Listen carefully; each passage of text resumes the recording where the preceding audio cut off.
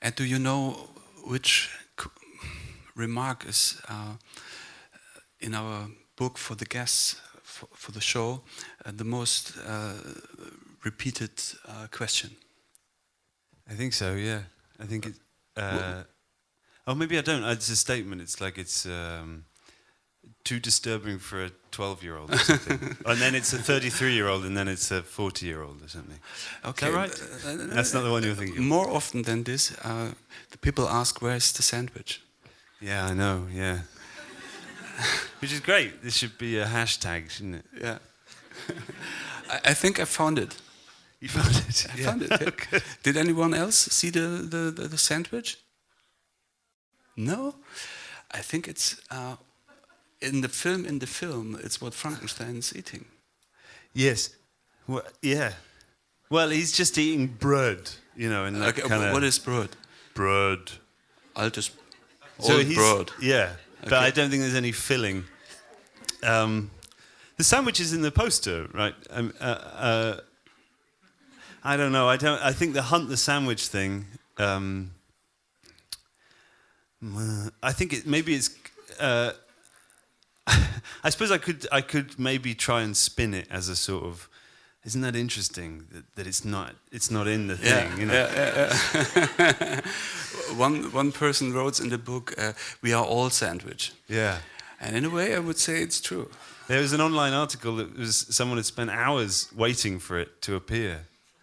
Hours. Okay. And they'd heard a rumor that the loops were actually like a whole 12-hour long or something, really, and that actually you just had to wait for the second one. So it's longer than we open the show. Well, exactly. The sandwich is there. There is no sandwich. Yeah. I don't. Yeah. I think in the novel of it's worth to think about. In the novel of Mary Shelley, Frankenstein says, "I'm eating different things." Yes. It's not necessary to kill animals for my food. Yeah. He says. He's very erudite in the novel and not in the film. In the film, he's you know, a more darker person. Bad is good. He's sort of dehumanized in that. In the films, and turned into a kind of proper homunculus, or like a golem in a way, a golem, you know, that's sort of learning from nothing and only knows pain, you know. This was the analog time in which the first actor, a very famous one, rejected the character of Frankenstein because he says, "They don't see my face." Beluga. Right. And Karloff accepted and made a lot of suggestions how to manipulate his face, so that it becomes more artificial, more like a deaf person. It's very beautiful, though. He's very beautiful in it, I think. It's a pre-form of CGI. Yeah, totally. I mean, well, it's a mask, isn't it? It's makeup. It's, you know, it's him. I mean, then Karloff becomes an actor that specializes in wearing vast amounts of makeup, or wearing a mask, or becoming the monster in some way. You know, completely artificial character. Yeah. You ever seen there's a film called Targets by Peter Bogdanovich, where Karloff plays himself at the end of his career, who intercedes in a serial killer in America who snipes people from behind a drive-in cinema screen in their cars. It's a really horrible film. But it's amazing. It's sort of this weird meta thing where they use this footage of Karloff in his final role, which was never turned into a film, and they use it in the film, and Karloff storms out saying, "This is a shit film that I'm in. I don't want to be a monster anymore." But at the same time, there's a parallel story of him, of some random blonde white guy in a sort of town somewhere in the middle America, who kills his parents and then camps out on a motorway first, shooting people as they drive past, and then behind a cinema screen, which is showing this terrible film of Boris Karloff as a monster. And then later on, he sort of hobbles behind the screen and castigates. It's really weird. Castigates this boy with his cane, who's just a sort of pathetic boy who has no sort of. He has no internal monologue or anything or character. It's very strange. But it's weird to see Karloff playing himself as someone who's sick of that. And in a strange way, the film you show in your film, so this Frankenstein film from 1931, I think. It's actually, the scene is from the Bride of Frankenstein, which is 5 years later, yeah. Okay. But this this was in any way the beginning of the career of Karloff. Yeah. And it means in the moment when he becomes artificial, if the person, the actor, becomes invisible, the character, the figure was completely artificial and started to become a myth. A very famous iconography of how a monster looks. Yeah. Well, and of a kind of popular monstrousness or something, you know, that his, I suppose the pathos involved in the film and the character and how it's a kind of used as a moral trigger in a way that we, you know, how hopeful that we are to sort of want to have made this monstrosity. So there's this kind of very banal, rehearsed kind of, I guess, Christian morality at the heart of it, which is, look, don't meddle with God's work or something. But the more interesting and more productive is the monster, and how he's definitely the most empathetic thing in the entire film. You know, way more than any of the characters or any of the humans. You know, and he just suffers and suffers and suffers, and then is burned in a windmill, or so it seems. You know, he comes back in the next one, but generally speaking, you know, and his experience of the kind of both the apparent sort of innocence of the little girl that he plays with and then throws in a lake, you know, mistakenly, and then meets this blind hermit who just accepts him, and they have this exquisite relationship for about 2 scenes before some hunters appear and try and kill them all, you know. But their relationship of kind of the little hermitage and the contract between them of that the hermit will teach the monster how to love, and he sort of prays over him, weeps over him, plays him his violin, and then teaches him, you know, the good thing like food, bread, good, and wine, and smoke. And he hates the fire at first, and then he says, no, it's good, it's smoke. And then he gives him a cigar, and he's like, oh, it's good, you know. And it's really nice. Yeah, and there's this, it's beautiful. Becomes it's human, idyllic, and they're in love with each other, and it's beautiful. And then, you know, and then everything happens. I heard that the audience, when they first screened the film for a test audience, didn't accept the death of the figure. Right. And so they made an alternative ending of the film in which he seems to escape. Stirs. Yeah, right. So I mean, they got him back. I mean, James Whale, the guy that made it,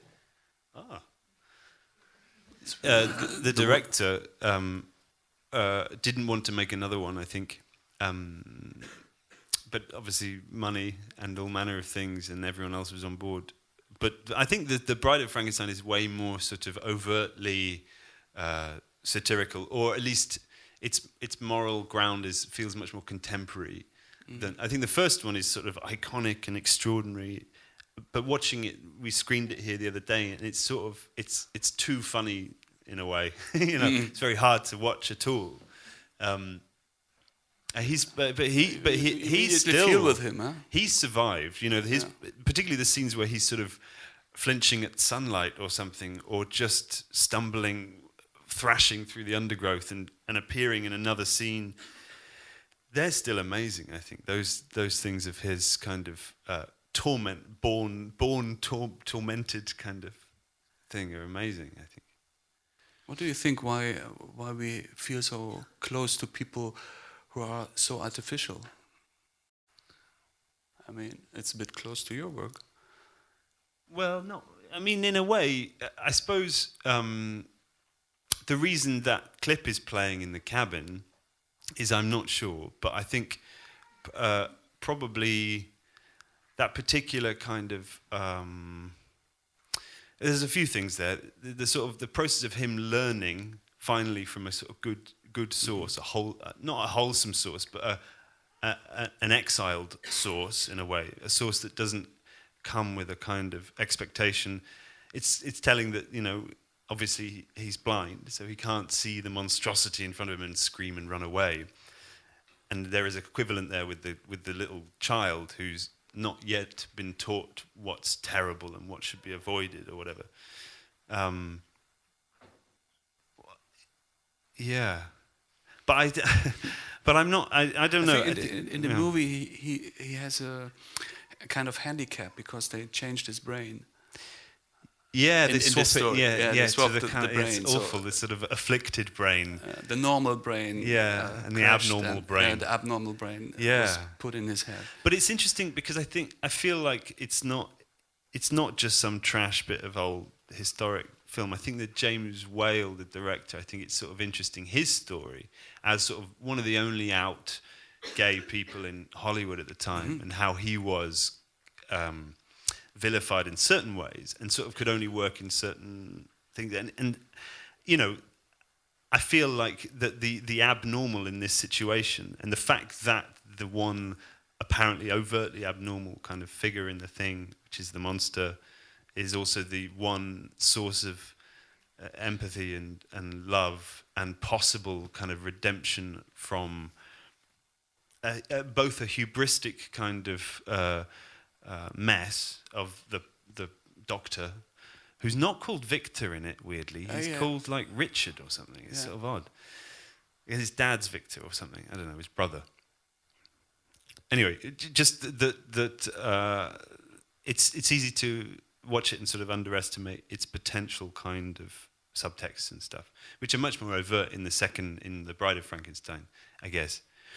And I think that the apparent sort of lesson that is so overt to it, which is don't it's not a heresy, you know, it's that actually the heretical in it, which is the monster's existence in a way, is precisely the kind of source of something rather wonderful, which is then extinguished by the non-heretical kind of Puritan thing, I guess. Suffering is a important thing in his life, in Frankenstein's life, but also in the characters who are in the rooms of your new work. There's a certain moment, I will go back to this Frankenstein picture, this one, when every character you created in this work starts to watch into the camera in a very straight. So it's on this card, for example. This, maybe you all have seen this this moment. It's a bit shocking for me still. Also, if I saw it very many times, I suddenly feel there are always two movements: one of the camera and one of the character. So, for example, the baby is the kind of object of observation, and suddenly it looks in the camera. There are wonderful moments in every single life of these three male characters. When they look in the camera, you see space in their eyes, in the center of their black eyes, and you ask yourself, what kind of space is it, what they see? Of course, I think you won't answer, but this moment is also the question you ask yourself, who is the person who is looking? I think it's a bit like this. This moment, you see complete artificial character, but in the same time, it's such a small moment of intimacy that and helplessness. I think there's definitely an appeal in it, but I think it's a deeply incoherent kind of appeal. I think that there's a deliberate confusion between the kind of material reality of the medium and what's happening, the loop of this thing, and then what that might be as a kind of symbolic violence turned real against the protagonist in certain ways. So the fact that they're constantly shocked at noticing the camera or you or whatever the thing who that is they're the person seeing. who's coming?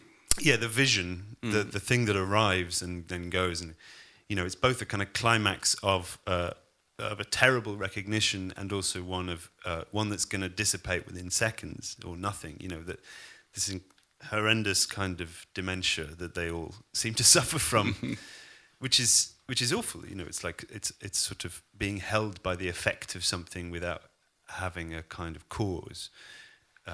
Insofar as like that, they're all crying all the time, but there's no reason. There's no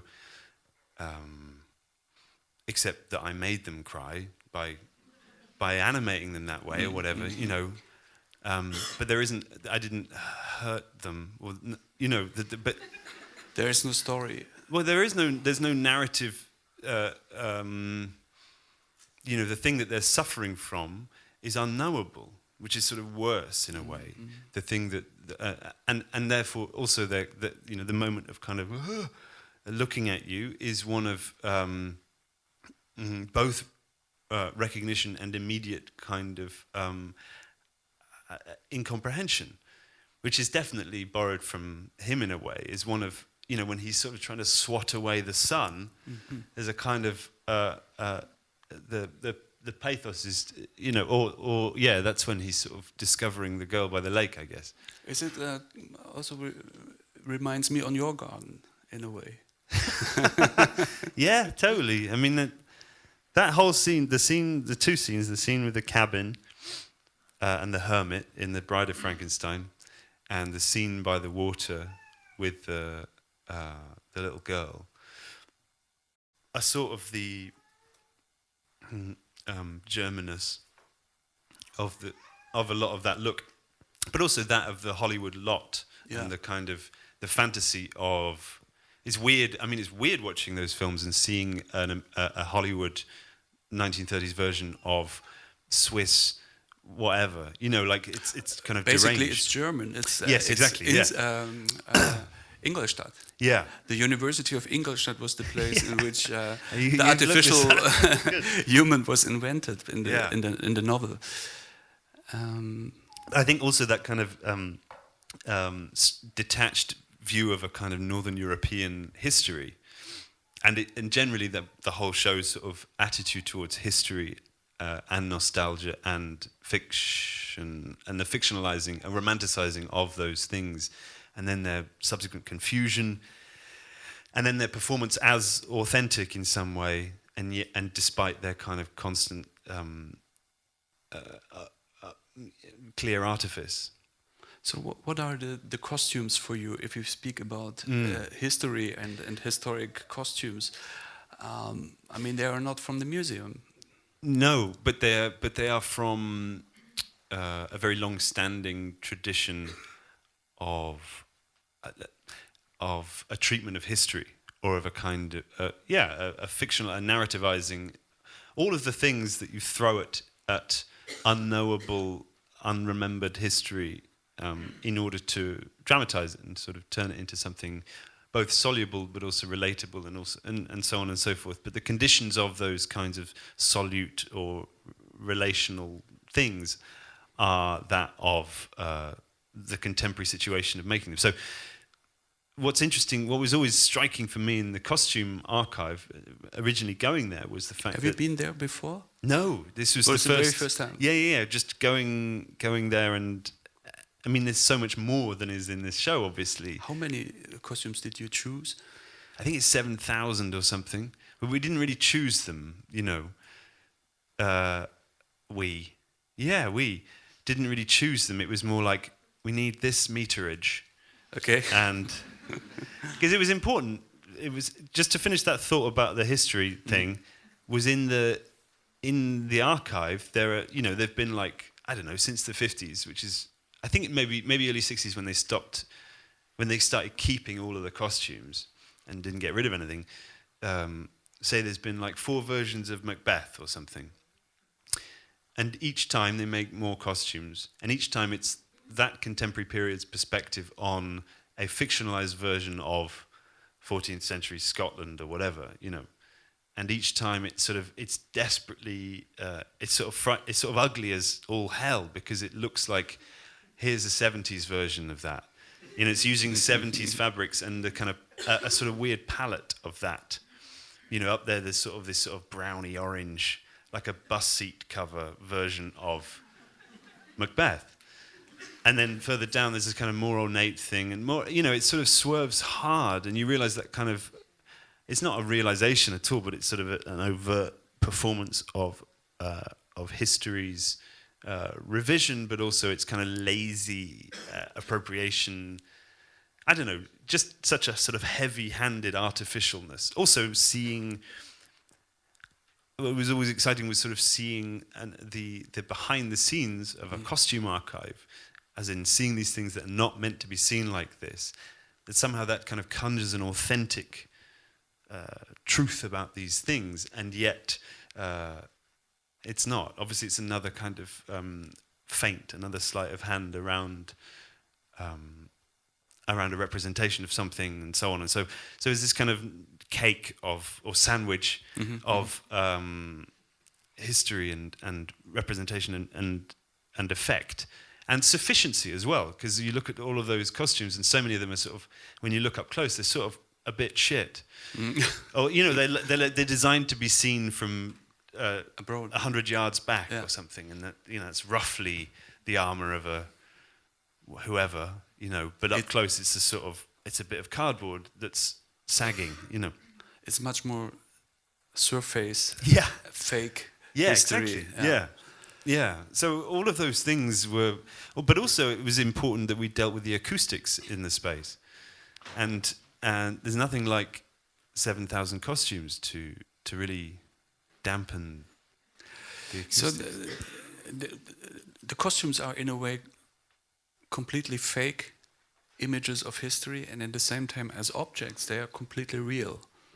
You also decided to copy not only the furniture in which we present the costumes. So also this is in a way real. And if I look on the space of your show in our house, you purified the house. You cleaned the windows. All the jalousies are. You took them away, so it's naked in a way. The space is naked. The objects are the objects. The screens are the screens, and so there is a strange mixture of fiction and realness. But I think at that point, you can sort of hopefully perceive exhibition making in some sort of dumb, like with the wall texts as well, which have a kind of institutional nod about them. I mean, they're really not, but you know what I mean? They kind of like in the place of where there might be, particularly when showing an object from something else that is not artwork in an overt way, like the costumes. There might be some explanatory something, or what explanation might there even be in the face of this thing, or what is information that kind of, I don't know, it's a very old problem, I guess, or thought about institutional wall texts and institutional solution, like what it is for the institution to solve the problem of the work through a kind of, don't worry, read this, then look at it and just move on and you're fine, and there's a kind of... You understand better. And thank God you've solved this thing and it's okay, And one of the things that working with these people or person, whoever they are, contemporary art writing daily, was, and we did a sort of a version of this for another show before, but asking them to write wall texts, and wall texts are a very particular tenor, and they without operate... seeing the object. Yes, just me describing, before I'd made anything or anything had happened, but just describing an idea of what might be there.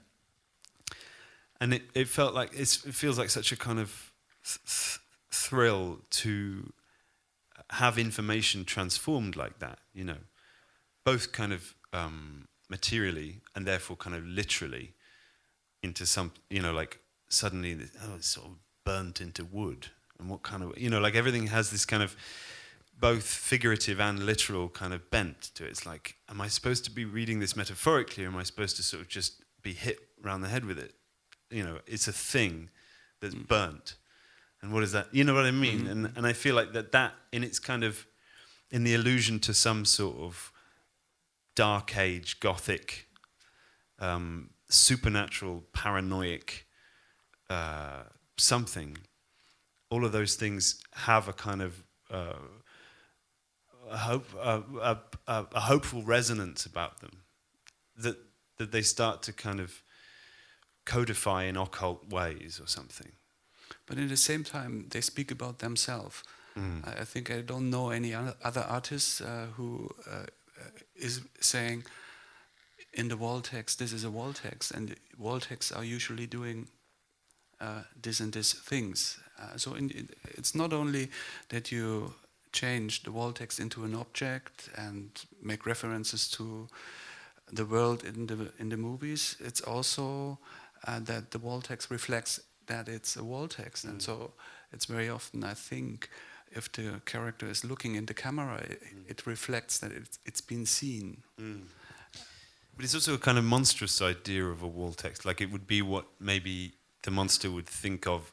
Someone says, like, what's a wall text? Maybe it's that. What's a monster?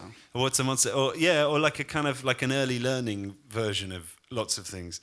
And I wanted that, and you usually want that kind of tenor of a kind of tacit pedagogic thing of just like A is for apple or something, about relearning something, like a reset, but one where text, where necessarily everything is reflexive because it hasn't had time yet to kind of transcend its own something and become a thing that you don't even have to think about. It's just writing. It's just information that you process and use and move on. You get it, but everything has a kind of a stop to it, where it sort of snags and becomes something else. I mean, it's not. I'm pretty sure there's lots of wall texts that reflect upon their own constitution. But it's more, I mean, in a way, these texts do in places, but they also digress horribly. They go way. My favorite one is this one about a sort of medieval. Yeah. It's all in the second person, so it's like you were this. You probably ate grass, and you were thick as a board, and you were slept with rats, and your only knowledge. It's you deep. never see the sea. Yeah, and this terrifying kind of, and this is what's sort of stolen wholesale from the Alexei Germain German film Hard to Be a God, which is from a novel by these brothers that wrote, Russian brothers who wrote sci-fi, who wrote Solaris and things. Mm-hmm. Anyway, but the kind of soul in the film, at least, the sole science fiction element is that it's on a planet that's identical to Earth, but Earth 800 years ago, and nothing changes. So it's a dark age Earth equivalent mirror with no possible enlightenment, no way out. It's just in this kind of purgatorial clinch of just a push further and further down into a kind of stupidity and fear and filth, and I kind of wanted that rang true as a kind of like the video loop in a gallery. Here it comes again, and why are they crying? And they're still crying, and that there is just no way out, and there's no way in, and it's a kind of sealed thing that you kind of go into, and the contract is one where you're just sort of held, and that the temporal, the video, is also treated a bit more like the costumes, and the costumes are asked to sort of be fantastic, So there's a confusion, but really you're in the same kind of trap as. Oh no, you're not. You're really not. But they are, and the thing is, and that the texts are necessarily the gesture of the kind of loop, and also of reflexivity, and of all of that stuff feels onanistic, feels masturbatory in some way, and on and narcissistic. I don't know. Yeah. If I see a loop, I always see the author. because there is an instance that decides to do it again. Let it do it again. So it's also a remembering that it's made by circumstances, or let's say an instance or a person, and it's also the person that is being seen in the film, also by being not visible. Yes. For example, in this garden scene, when the boys, I think the older the characters become, they semi-independent. They might be, but the baby is absolutely the object in the hand of an invisible instance, I would say. Yeah. And then if the boy becomes a bit older, he seems to walk from his own. But in a way, it's the question: who is the author? In your last, or in your early films, you always was in the film with your own voice, in this very brilliant way of voiceover layer. You spoke your text. In this exhibition, it's the first time in Frankfurt, this new work was also without, I think, with voiceover. But in this film, your voice is absent. But the author is more in. Right. I think I realized that the kind of inundation of mildly lyrical, essayistic sort of stuff, I don't know, I felt like it was an apology maybe, or a kind of a cover-up, a sort of glossing of everything. A sort of, the pleasure and the, not pleasure, the kind of control of language, of words, and keeping on talking. And I didn't feel like I had anything to say anymore. And I don't mean like anything to make or do, but particularly speaking and saying meaningful-ish things, or saying things, or to have a voice or something. And all of the kind of figurative ways one thinks about having a voice, I guess. I also wanted it to be not prelingual, but kind of alingual in some way. Like it's. I think it was apparent. It was apparent to me that it was more. What I was really more interested in was the sort of desire to speak and to say things than having anything to say. That was more important somehow.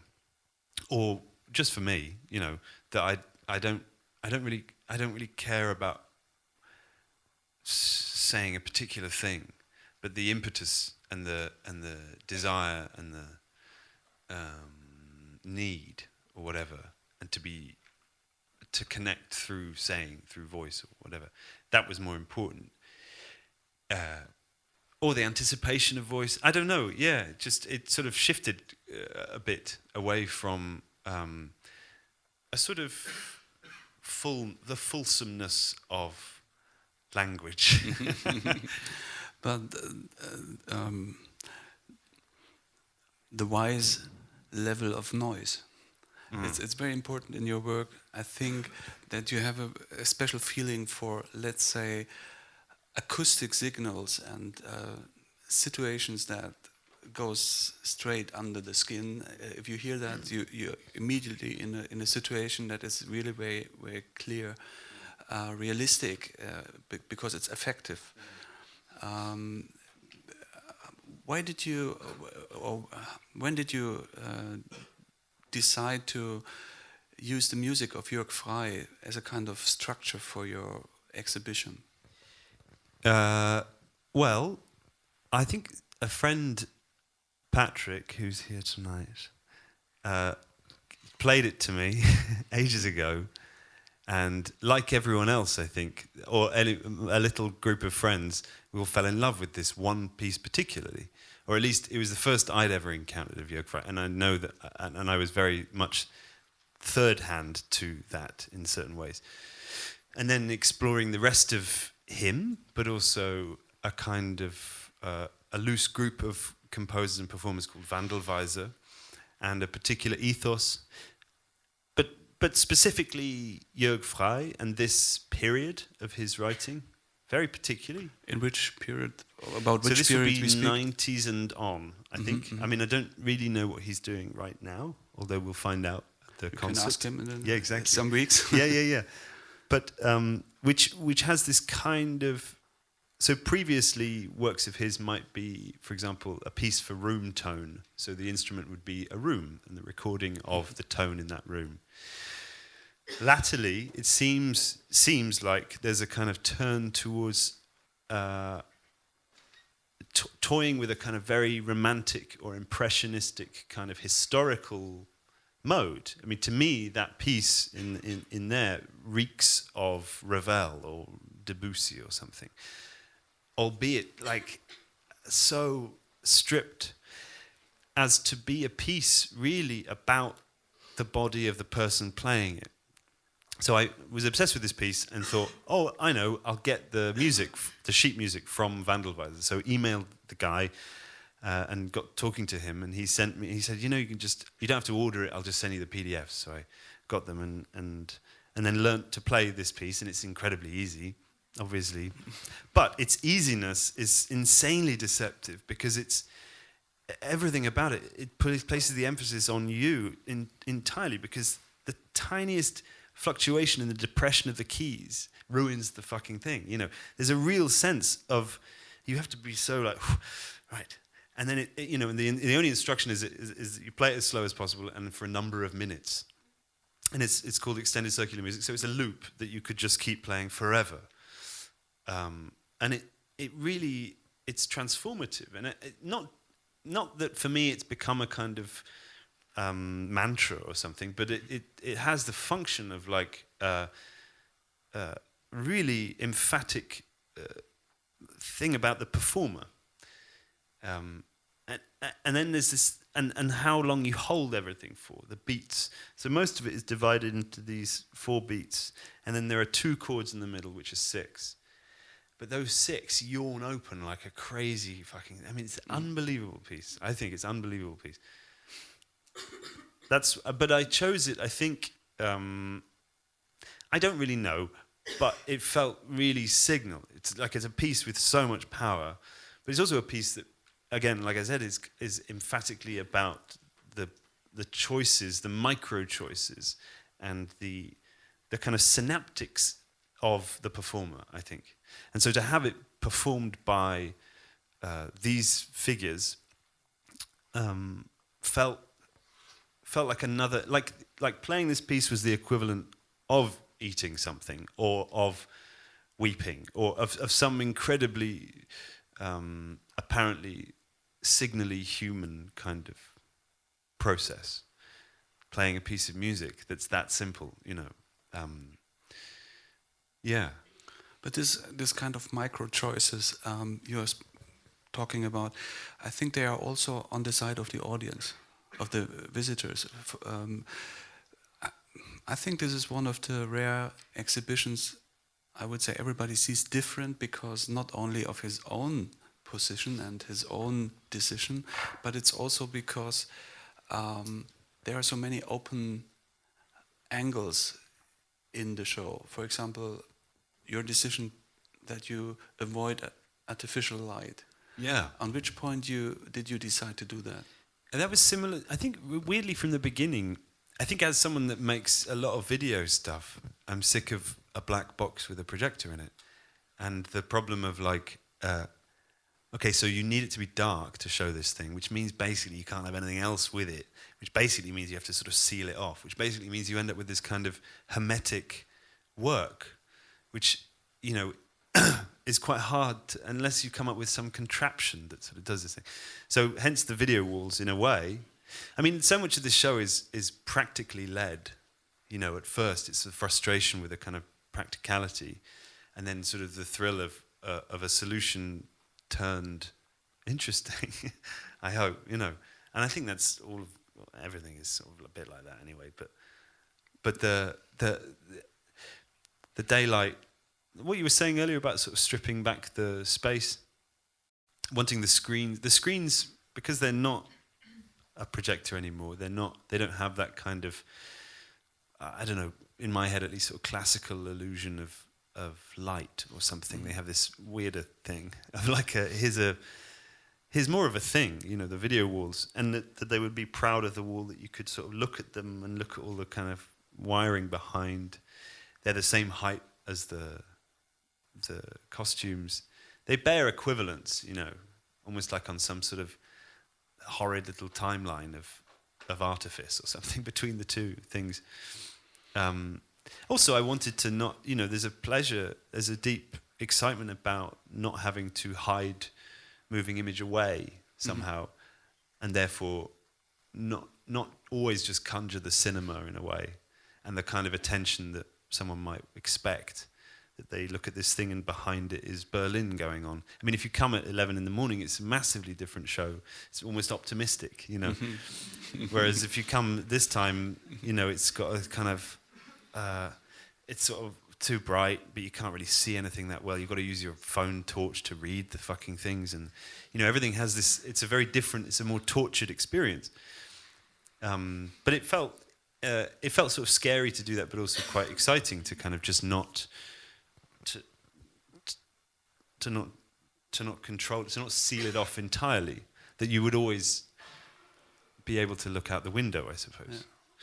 If I remember my impression today, when I saw the screens and the windows behind, suddenly the windows become screens. If you look on the city, it's right. Like it looks very artificial in the evening light, in the light of the street lights, and the windows in the buildings. So it also looks like a film. And this remembers me on your show you curated in Düsseldorf in the collection Stoschek. So maybe it's worth to speak a bit about this, because the way you created a narration there was very unusual in my... It was a similar desire with a very different kind of... the desire of not... So how do you do a group show of moving image works without sealing them all off, I suppose?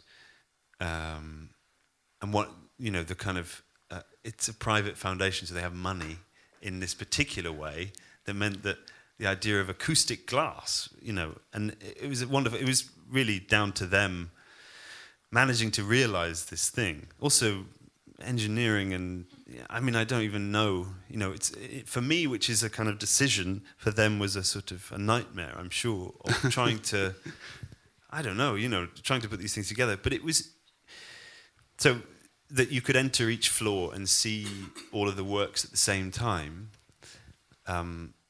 Interestingly, sound you can't really have at the same time, otherwise you're it's white noise. But there's something about the separation that's possible in looking that meant that also, so in each of the kind of glassed off rooms there would be two screens showing two different sequences of moving image works from the collection, and then a kind of careful combination of silent works with sound or incidental things. It also took a lot of kind of writing to all the artists and asking if this was even okay, because, you know, as someone that makes this sort of makes moving image stuff, there's a very pedantic element to it, with like, you have to show it like this. Do you not have an HD projector? I'm sorry, you can't. Or whatever, you know. And so actually to sort of say, do you mind it shown next to something I can't really tell you what it's going to be next to, and you can see past, you know, all of these things. But it was a sort of, it's a none too smart, but kind of quite overt push for a kind of chorus of something, and then having these screens sort of in various different sizes, if they were sort of stymied by a sort of flat perspective or something. You have to see it really, but it was a similar desire in a way to not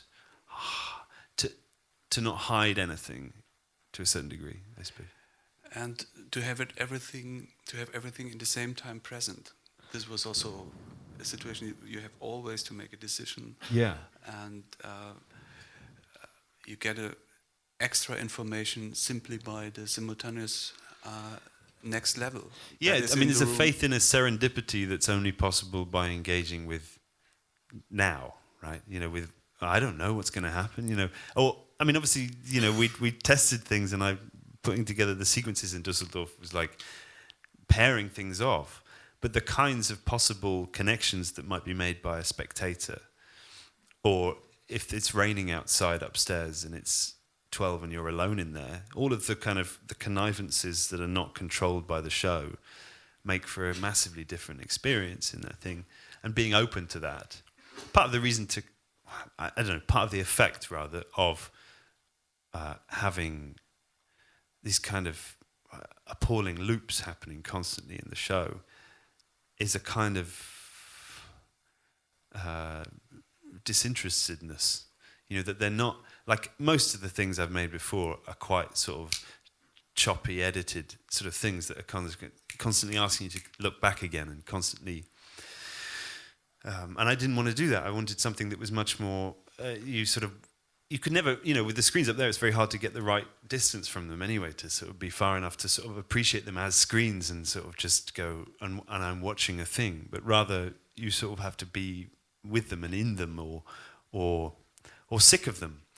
And then something happens and you missed it again, or whatever. Or, there's a constant sort of frustration. But I would imagine, I would hope that was a kind of mother of a different kind of attention that might be possible, of looking at thousands of costumes with any kind of attempt to be with them, or to look out the window, or if you're being asked to read reams of text, there has to be a particular kind of ambient tenor to the thing. This ambient has a smell. Yeah, it does. Yeah, that's also interesting to be in a. That's also a bridge to this show in Düsseldorf you curated, and your own show. You're not opposite of anything. You're really deeply surrounded by everything, and everything narrates. Every text on the wall, the wall itself, the costumes, it creates a situation. And so also this show in Düsseldorf was for me the situation of history, how we experience history. I think that's the thing. That I mean, so often in making sort of computer animated stuff, you're cleaving so close to kind of a software incumbent aesthetic that you're priming yourself for like total redundancy within 6 months or something, and so that redundancy becomes a kind of its own value, and its own possible sort of perversion. That you could, if you kind of really go for that. Not that I do, because I'm not good enough to really be tight on what's happening now. I mean, I'm aware that the animation has never been that good. It's good enough to feel like, it's, computer animation. But it's sort of like an actual professional would sort of scoff at it totally, I'm sure. But that sense of the contemporary as sort of dumbly represented by technological something, that I love that feeling of the fragility of the contemporary as attachable to an aesthetic or to fashion or to something. And therefore, I mean, I hope in this situation what that does to an idea of history, or to a fantasy of history, or to fantasy, or like all of those things start to sort of orbit an idea of nowness which is already sort of fucked, or sort of held, or and that can kind of yawn open across This is a lucky baby. across I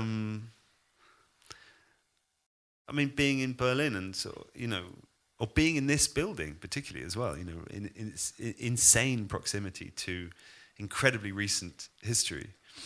I mean, it has this sort of sordid tinny ring of nostalgia about it as well, of a kind of like approximation of a kind of bucolic history or something. I don't know, like the everything's a fantasy of what nations are. It's not that specific, but that a bit like James Whale's version of Northern Europe in a Warner Brothers parking lot or Universal parking lot or whatever, you know, is a kind of not that one, but yes, but yeah, exactly, but yeah, yeah. Maybe it's the moment. If you have question, please don't hesitate. Yeah, one of your wood panels in the exhibition reads, "Your body is important to museums. Only yesterday, the new museum in Abu Dhabi, the new Louvre, opened. What do you think about that specific place in terms of whether a human being is the spectator still, or maybe the exponent? The what? The exponent, the thing you look at. Ah, I see. Let's say after human beings or after the human race. Oh, wow. Terms like that. Well, I think it's happening.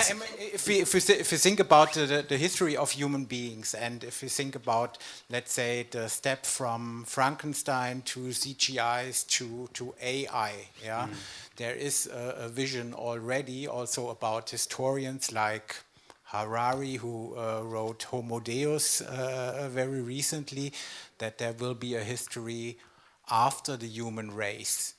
Yeah, when there was a shift of paradigms, that the AIs are looking on the last human beings and not the human beings at the CGIs or the AIs.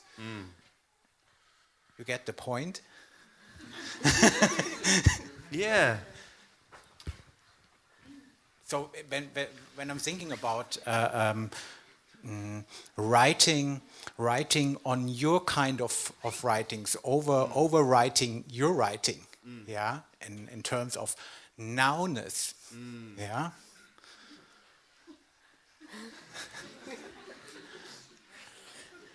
I mean, yeah, but So when I looked at the news yesterday, I imagined that place in Abu Dhabi, Yeah, right. for sure, as the future of museums. Ah. But maybe in terms of that we are not necessary anymore to those museums as spectators. yeah. I mean, I think there's two different things there. I think there's the kind of global corporate thing and the lack of necessity for people to go to this thing for it to make sense or whatever. That, like, literally people not going there or something doesn't seem to matter necessarily. But then there's the question of, like, I don't know, artificial intelligence looking at people after the... Is that what you meant? Yeah. Right. Also, when we're talking about Ingolstadt, I mean, Ingolstadt is now the place where for sure also AI is invented. I mean, it's not only Dr. Frankenstein's place in the story, but it's also, let's say, the city of Audi. And Audi is for sure working on AI in cars. And when we think about AI in cars, it's more on, like, AI is looking at us as human beings, but without a moral judgment to be made. Yeah, so this is how it could probably end up when you think about it in progression. Yes. I mean, I think the interest for me would be the matter of a body and mortal things.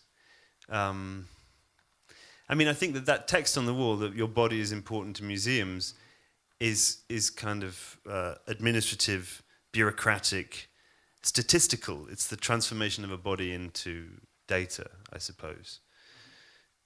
Insofar as, like, the measurable quotient of... I mean, I don't even know what the process of measuring attendance at this museum is or whatever. And I think that panel waxes on about, like, lasers and stuff, but... You mean in terms of a body count, that museums are counting bodies? Well, they want to know how many people came to see the show, I think. Yeah. But they also want to transform that into... I mean, the illusion is one towards transforming attendance into information that then is monetized in certain ways and maybe provides funding and what, you know. But it also has a deliberate, sinister undertone, which you're right to, you know, like the institution. What is that, I suppose? What is the museum in this context. I don't really. Yeah, sorry. No, sorry. Please. I think so. 15 years ago, or 10 years ago, 20 years ago, every new museum started to must have or have to have a theater. So it was not enough to build only halls for objects, rooms to present objects. It seems to be necessary that they also have a kind of cinema like this and a small performance space. And now I would say we are in a situation in which the situation itself of exposing something becomes more and more important, more than the presentation of objects. I think museums itself understand the way they work also as performing the objects, performing the encounter between the people, the objects, the space, the history, the realness of this. But I think that maybe that kind of that push towards a more and more sort of authentic experience or something, which is obviously economically linked insofar as every museum now, you can't just do a show, you do events and you do perform. Do you do perform? You know, like, do you do any performances? That kind of thing, or do you want to, or you know, all of that sort of stuff, and that's great. And you know, and you go, yeah, okay, but it's very much attached to. I mean, part of the thing that the behind the scenes-ness of like seeing wires or seeing the costumes or a kind of reveal, the climactic aspect of that is part of the kind of it's just another part of the illusion of something of like I mean it's part of the failure of a kind of apparent institutional critique or something like that would be it's kind of in the end who cares? I mean, it doesn't reveal anything. It's not, its criticality has no necessary kind of impact or effect. Maybe it does on a one-on-one like audience relation, but the idea of opening up the institution as something tends to kind of fold back into a deeper burying of a kind of reality of what's happening, I guess. I don't know what whether that means that I don't know who's looking at who in that context or who's in the future or something, but I mean, it's something that the reality of the institution itself becomes the material of the show, and I mean, this is from the 90s on, quite normal. But also, when I saw your show in Istanbul, I think the biggest artwork was the house itself. The way you treated it was the material for your narration. I think this is a big part of this, just to go back to the costumes a bit, and part of the kind of arbitrary selection versus the careful, studied selection of work. A bit like with, so this, I installed a work in a house, a derelict wooden mansion on an island in the Prince's Islands, in Boyukada, off the coast of Istanbul. And we first got in there, and I think some people had, fumigated it and got rid of and they'd all gotten various kind of lice and stuff. When we went in there was a choice immediately to like, so this door doesn't open properly, should you just move that sack of shit on that sofa or something? Or don't touch anything, because as soon as you touch anything, the whole universe of mannered artifice opens up, and it contaminates everything. You can't get rid of that. You can never wash that. You can't put the chair back. You can't do anything. And the same with the costumes was a kind of sense that you have to just say, yep, have them all. That's great. How many can we get? We fit that. What's the budget? And everything becomes totally possible because of its total pragmatism, is that you just say, okay, the decision, which is abrupt and sudden, is like, don't touch anything in this house, put the work up and then leave. Or how many costumes can we have? That's how many we'll have, those ones. Or that's fine, and then show them in the way that they're stored. And those decisions, therefore, to me, are more important than like like the intimate kind of, which is a kind of, is a parallel to the kind of transcendent in some way. It has a kind of obnoxious artiness about it, and the mannerism of that versus that of just, the Istanbul thing was exactly that similar feeling of a call at the very beginning to like, don't touch anything, that's it. So to come back to from this observation to Frankenstein, it's interesting. The original title of the novel was the New Prometheus, Der neue Prometheus, and the story is about the creation of a figure. I mean, not only the creation, also the existence and, in a way, suffering and the end of artificial figure. And you can say museums or also theaters in an old way are places to present figures, or let's say objects, creations. If I see your work, I would say you create figurations. It's a very interesting turn. Donna Haraway is speaking about this shift of presenting figures, and then something different is to present figurations, which means they always also remember on the existence of the medium, the existence of separate levels of elements.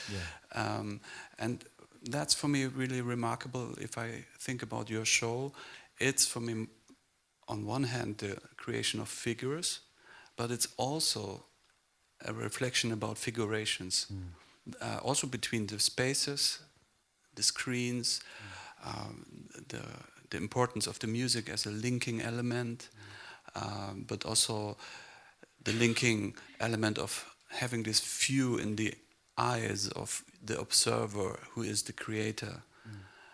So I would say in the Museum of the Future, figurations are really important, and so also the modus of the way we present artworks, and we think what is a part of the artwork becomes bigger and bigger. May I add something?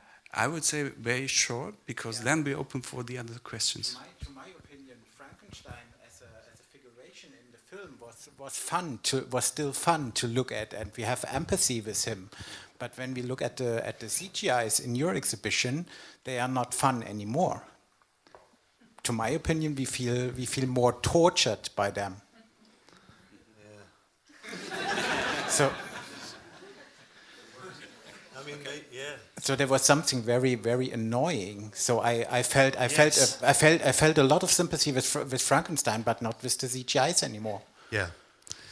So maybe we collect some questions. Here's one more.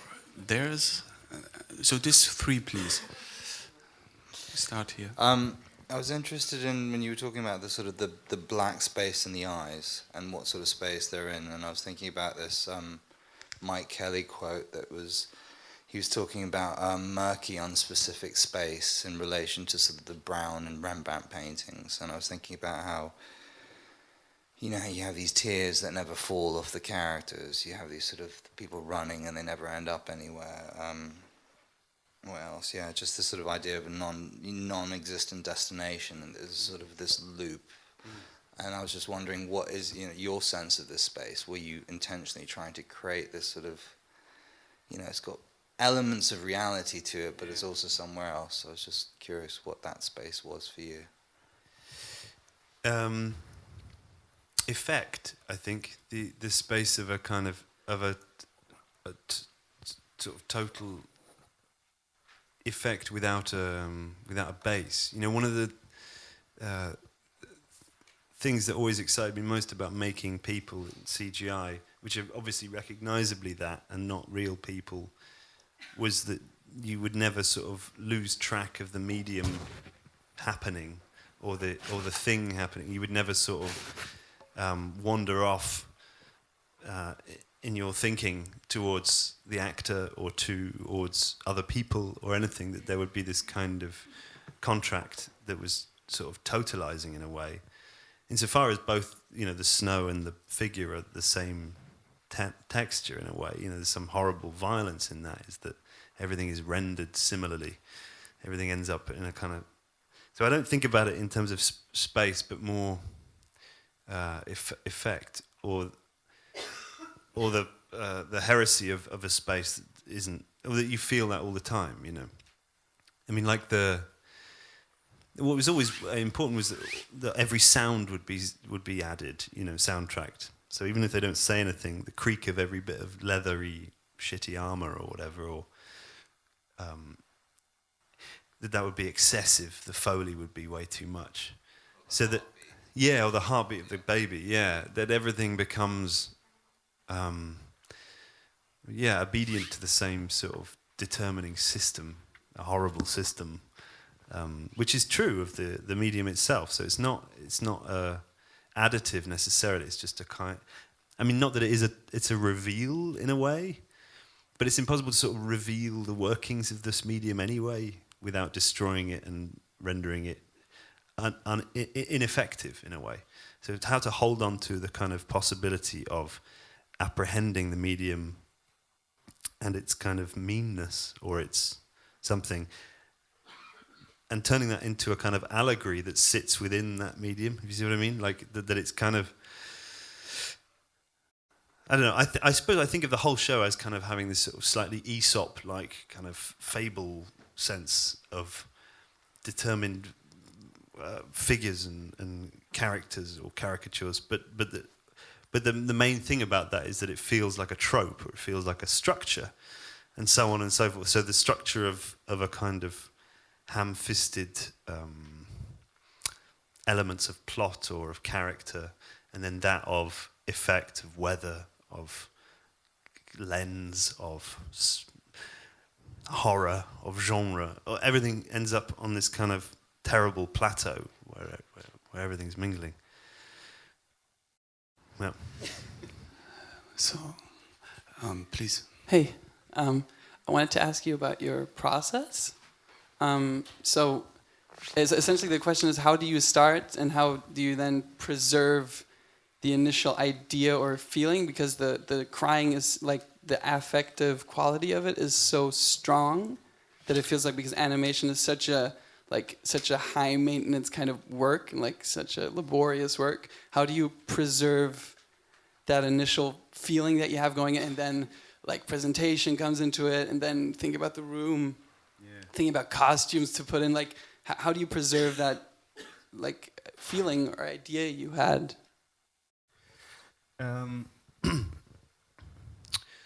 I think probably by not thinking about it that much. I think by kind of allowing it in some way, not looking at it directly a bit. I do delegate quite a chunk. This show more than ever. I asked an animator, this one guy that I've worked with for many years. He's one of my sort of sole collaborator, who used to just do hair and things for me because I couldn't do them. And initially he was doing the tears because they're quite hard to do. And a lot of it is just process as well. I mean, in terms of sticking with the same thing, it's quite a narrow funnel of decision making, which again has a real sort of practical edge to it, that you're really hobbled constantly by I don't know how to do this or something. So and it's the economy of time. I don't really know how to animate properly, so everything has to be, right, tears, that's the only thing, do that, or whatever, So that stuff helps you hold on to a kind of an idea, but then necessarily everything is up the upheaval of kind of putting it on and then walking into the space and seeing. It's also not... I had a model of the space in styrofoam, and it was so... I hated it in the end because it was really useful about sort of going, okay, well, better plan it then, really. Whereas actually the kind of thrill, I think, of like, here you are in your bedroom making it on a computer and then saying, yeah, the screen has to be that big, it has to be, and then the sound has to be like this, and all of these strange, unknowable promises that you make about guaranteeing that it has to be like this, and the pedantry involved, which is sort of arbitrary, or it's a process of just sort of trusting your own thing, for better or worse, really, you know. So I don't know. Thanks. Maybe I can add, I don't know if you like it, but there is a documentary about the work of Ed in the Louisiana Museum on the website. That is very good, short portrait, I would say, about the way you work. And What's the I name recommend of it? Is there a name of it? Does that I documentary? don't know the have a name? title. No, I think you will find it on the Okay, I'll website just of the look it up. Louisiana. Thanks. There was one more question somewhere over there. So, of all in the last room, the one with the credits, of all the stupid, irrelevant, and extremely profitable movies that exist nowadays, was it a deliberate decision to use the credits of the movie Transformers something? Or was it... Age of Extinction. Or did you just choose it randomly for pragmatical reasons? Like, was it deliberate to use that one in particular, or...? I had 5... well, I had to use 60 frames a second credits, and they're quite hard to come by. And they had to be 4K, because I needed to scale it. And so it had to be a very new film that came out on Ultra HD 4K. So it had to be of a particular stripe of film. It had to be a kind of blockbuster thing that... and I really wanted really long credits. And those films have really long credits, because there's thousands of people working on them. And it had to have no sort of shitty scenes in it that I couldn't get rid of easily.